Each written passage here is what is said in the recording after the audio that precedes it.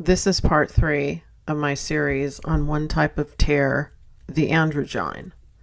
In this video, I'm going to discuss the history of the inverts and why they do what they do.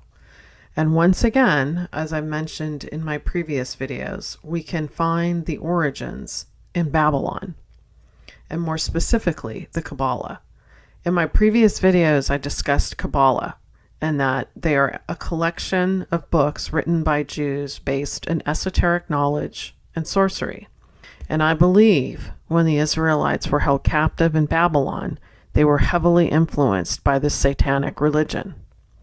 So let's start with the creation story, according to Kabbalah. Before creation, nothing existed except the Ein Sof, otherwise known as the infinite God. To make room for finite worlds, this God contracted his infinite light, leaving an empty primordial space, and into this vacuum he beamed a single ray of divine light. The first entity to emerge in the empty space was Adam Kadmon. He is the archetypal spiritual blueprint of the cosmos, not an actual physical human. Adam Kadmon represents absolute oneness and balance. He contains both the masculine and feminine energies of creation, perfectly integrated into a single complete being.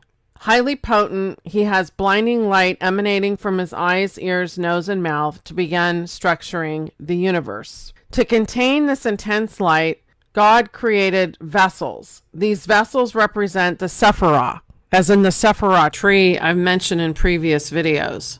The 10 divine attributes or channels of God's energy are contained within these vessels.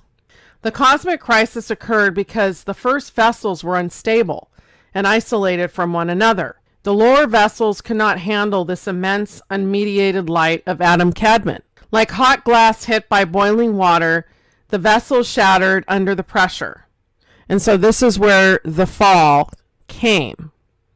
And their version of the fall, the shards of these broken vessels plunged downward into the lower empty realms, taking chunks of the divine light with them.